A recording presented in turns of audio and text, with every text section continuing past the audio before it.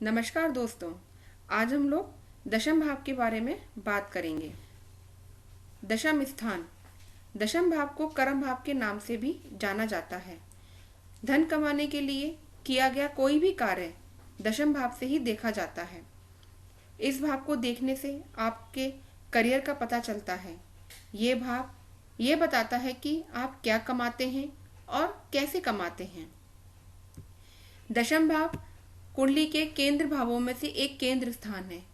यह अन्य दो केंद्रों से फोर्थ और सेवेंथ हाउस से अधिक बली भाव है, क्योंकि प्रथम भाव उदय, सप्तम भाव अस्त, चतुर्थ भाव पाताल और दशम भाव ऊंचाइयों को व्यक्त करता है। कालपुरुष की कुंडली के अनुसार इसमें मकर राशि आती है और इस राशि के स्वामी शनि ग्रह हैं।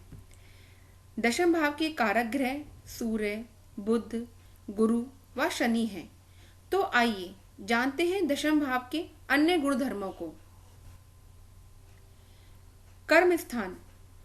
व्यवसाय का स्वरूप। व्यवसाय या व्यापार दोनों को सप्तम भाव से ही देखा जाता है, लेकिन किस तरह का व्यापार करना चाहिए ये दशम भाव बताता है। नौकरी की प्रकृति।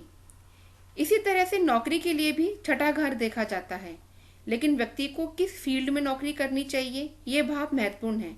यानी कि करियर का चुनाव किस फील्ड में होना चाहिए ये भाव महत्वपूर्ण स्थान रखता है। कार्य क्षेत्र का वातावरण। आप अपने कार्य क्षेत्र के माहौल में लोगों से किस तरह से मेलजोल, बातचीत व व्यवहार करते हैं, ये इसी भाव की स्थिति पर ही निर्भर करता है। स्थायित्व व पदोन्नति। दशम भाव लोगों के स्थायित्व, प्रमोशन, उपलब्धि और नियुक्ति के बारे में भी बताता है। आजीविका।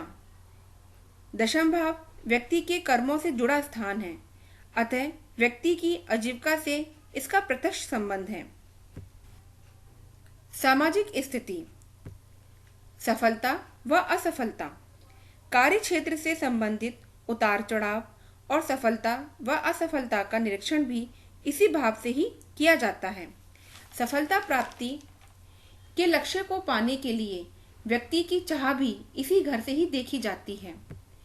मान सम्मान। दशम भाव से सभी प्रकार के सम्मान को देखा जा सकता है।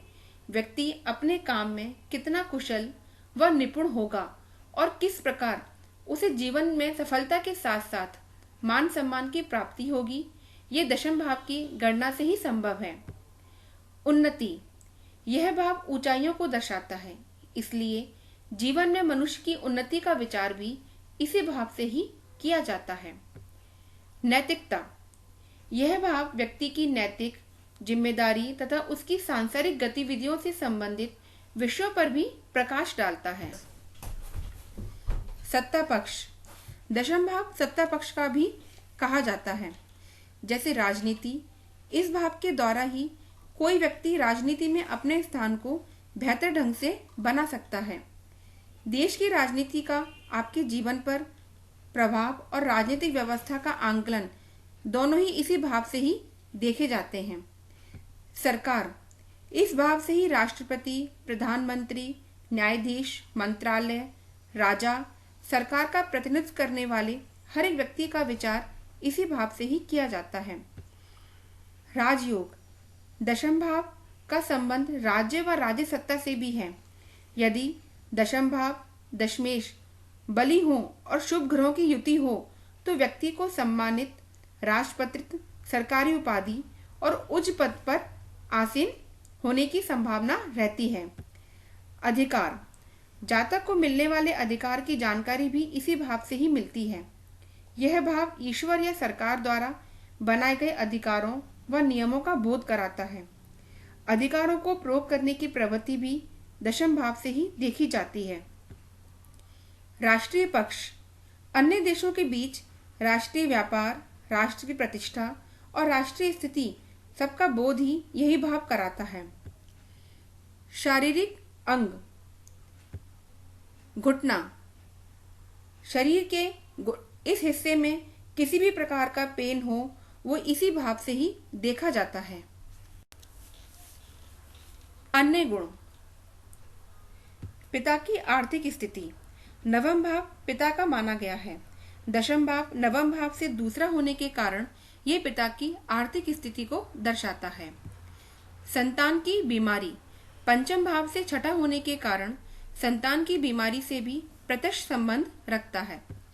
पिता का मारक स्थान दशम भाव की दशा व अंतरदशा में पिता को शारीरिक कष्ट होता है, क्योंकि ये नवम भाव से दूसरा है जो कि मारक का समीकरण भी बनाता है। पारिवारिक स्थिति सप्तम भाव से चौथा होने के कारण जीवन साथी की पारिवारिक स्थिति व भौतिक सुख संसाधन को भी दर्शाता है। इसके अलावा गोद ली हुई संतान, चोरों द्वारा चुराई गई वस्तुएं आदि इन सब का भी विचार इसी भाव से ही करते हैं।